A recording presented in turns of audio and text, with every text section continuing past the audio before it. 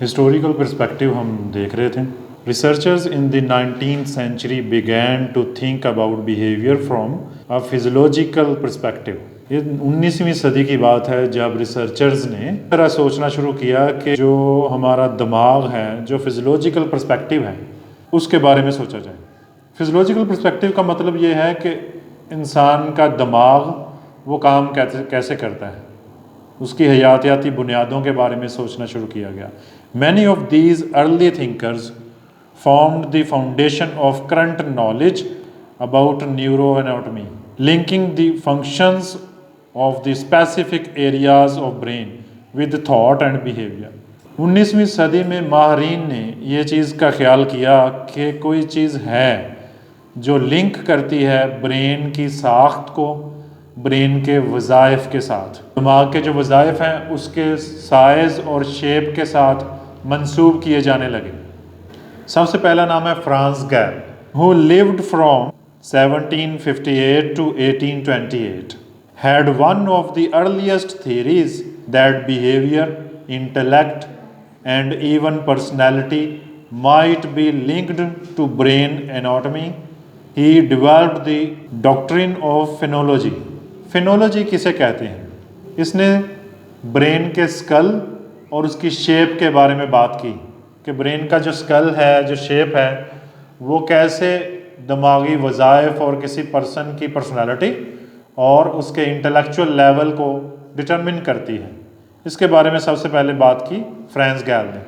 The basic idea was that if a particular trait were well developed then the part of the brain responsible for that trait would expand।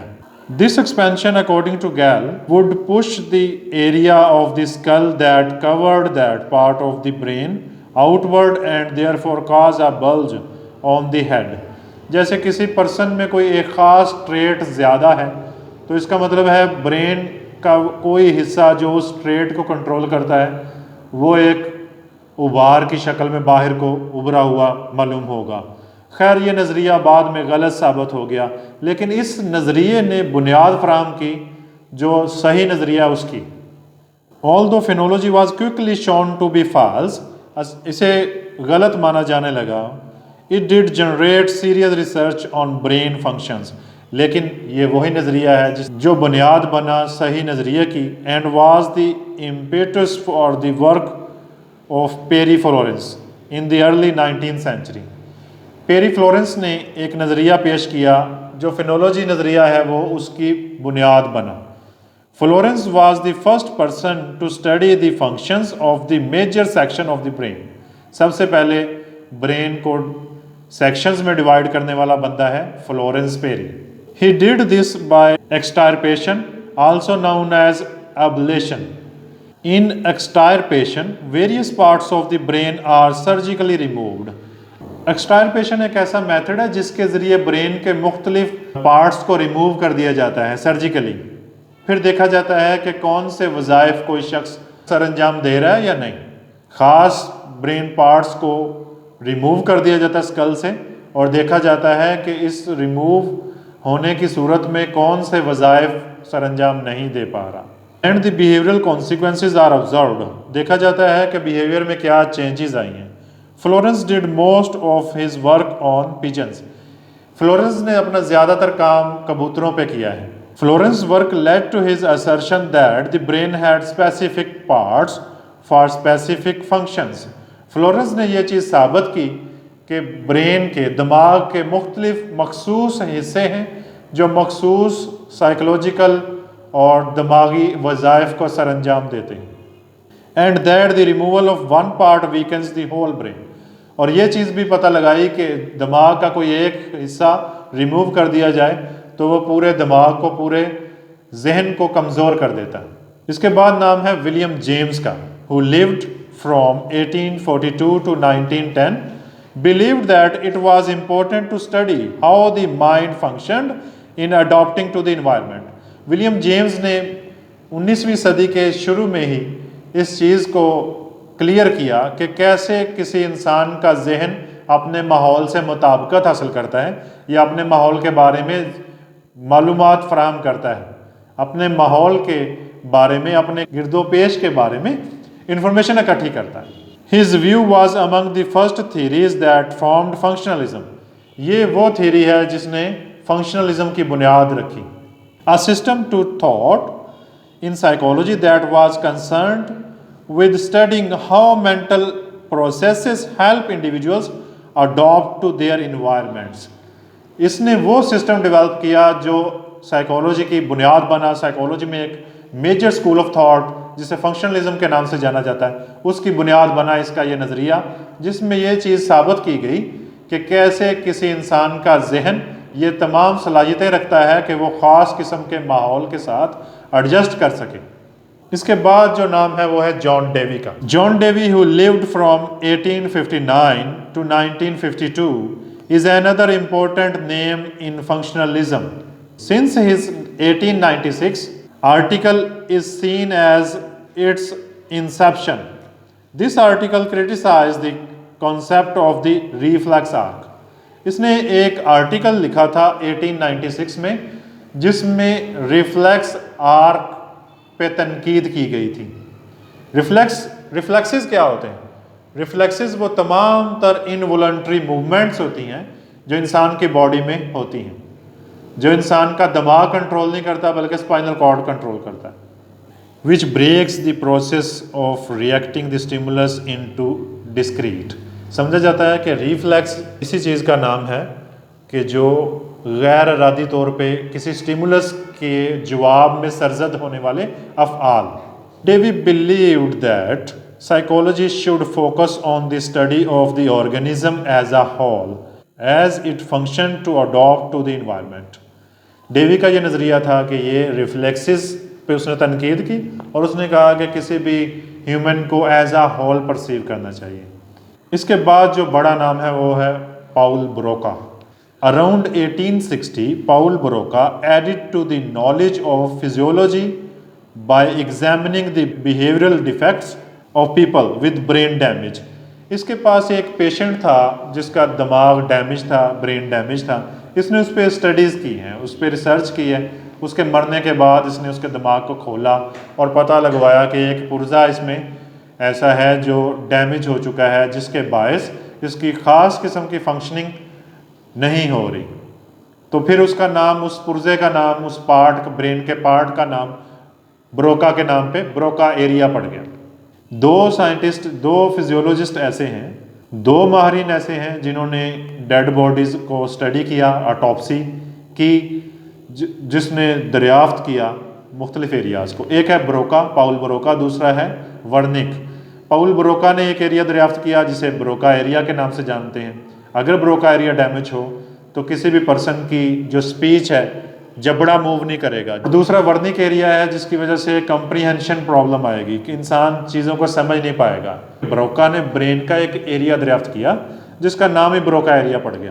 He was the first person to demonstrate that specific functional impairments could be linked with specific brain lesions. कि दिमाग के किसी हिस्से में ज़ख़म आ जाए, किसी हिस्से में, या किसी हिस्से में चोट पहुँच जाए दिमाग के, तो उसकी वजह से मुख्तलिफ वज़ाइफ इंसान नहीं सर अंजाम दे सकता। जैसे किसी के ब्रेन में ख़ास एरिया पे चोट लग जाए तो उसे बोलने में दुश्वारी हो सकती है। अफेजिया एक डिसऑर्डर होता है, आपके सिलेबस में हम पढ़ेंगे।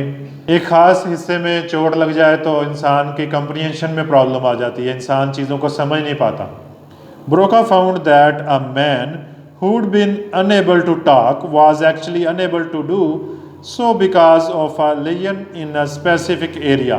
ब्रोका ने एक फ़र्द पे स्टडी की और पता लगवाया कि उसके ब्रेन का एक ख़ास हिस्सा डैमेज था, जिसकी बिना पर वो ख़ास अफ़आल सर अंजाम नहीं दे पाता था, बोल नहीं पाता था, उसकी जबड़े की मूवमेंट नहीं हो पाती थी, तो स्पीच नहीं हो पाती थी। Because of a lesion in a specific area on the left side of the brain, this area of the brain is refer to a Broca area.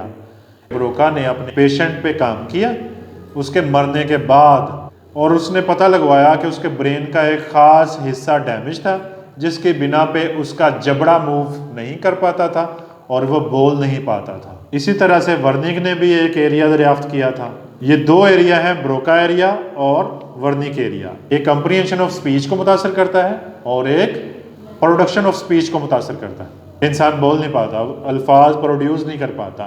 इसके बाद है another early example of the relation between brain lesions and functional behaviour is the famous case of Phineas Gage in 1848। एक और example है हमारे पास कि किसी के दिमाग को चोट लगी है, किसी के दिमाग में कोई ज़ख़म आया है, तो उसके ख़ास किस्म के अफ़आल बंद हो गए हैं, वो ख़ास किस्म के अफ़आल सरअंजाम नहीं दे सकता। In 1848, Gage was injured when an explosive charge sent in iron rod through the front of his skull.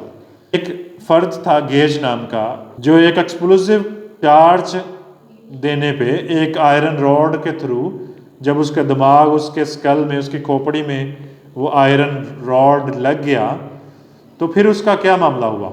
Gauge survived, gauge बच गया, जिंदा रहा। The injury with relatively minor physical impairments, और उसका जो चोट दिमाग को पहुंची उसके बायस उसकी जो बॉडी में इम्पेयरमेंट्स आई वो माइनर थी। He was a persistent and energetic employ, वो एक मेहनती और मुसलसल काम करने वाला एम्प्लॉय था। लेकिन चोट लगने के बाद क्या हुआ? Afterwards he was totally unpredictable, वो गैर यकीनी काम करने लगा। एंड इनटॉलरेंट, और उसका सब्र का पैमाना लबरेज हो जाता। पहले वो कैसा था? मेहनती था, सब्र करने वाला था और एनर्जेटिक एम्प्लॉय था। चोट लगने के बाद वो कैसा हो गया? वो अनप्रिडिक्टेबल हो गया, उससे कोई भी तवक्को की जा सकती है, वो कुछ भी कर सकता है, ठीक है। और उसमें सब्र जो है वो उसका पैमाना लबरेज होने लगा। His friends simply concluded that he was no longer Gage, उसके दोस्तों ने ये नतीजा निकाला कि ये मजीद गेज नहीं रहा, ये कुछ और ही बन गया। These changes make sense now that we know more about the functions of the prefrontal cortex. इससे पता चला कि प्रीफ्रंटल कॉर्टेक्स पे स्टडीज की ज़रूरत है, ये कुछ और भी फंक्शंस को, वज़ाइफ को सरअंजाम देता है। Early theorists also proposed that some sort of nervous system underlies behaviors. Johannes Miller identified the law of specific nerve energies. This law states that each sensory nerve is excited by only one kind of energy. Furthermore, the brain interprets any stimulation of that nerve being that kind of energy. Sensation depends more on the part of the brain that the nerves stimulate than on the particular stimulus that activates them.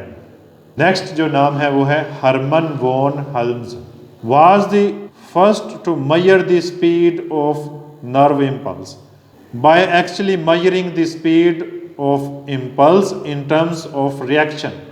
जब किसी भी चीज़ का कोई फर्द रद्द-ए-अमल देता है तो तब नर्व इम्पल्स की स्पीड क्या होती, इस बंदे ने ये मेजर किया था। Hermann is often credited with the transition of psychology into the field of the natural sciences. इसे ये क्रेडिट जाता है कि इसने साइकोलॉजी को नेचुरल साइंसेस का हिस्सा बनाया। Around the turn of the century Sir Charles Sherrington first inferred the existence of synapses. इसके बाद सर चार्ल्स शेरिंगटन हैं जिन्होंने सिनॉप्सिस का कंसेप्ट दिया। सिनॉप्सिस भी हमारा टॉपिक रहेगा, हम आगे पढ़ेंगे। सिनॉप्स कहते हैं a tiny gap between two neurons, neurons के दरमियान जो खला होता है उसे कहते हैं synapse. He thought that synaptic transmission was an electrical process.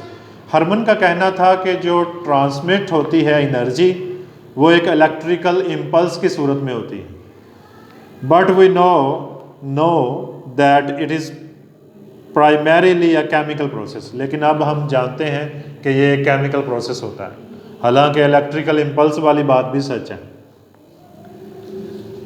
That's it.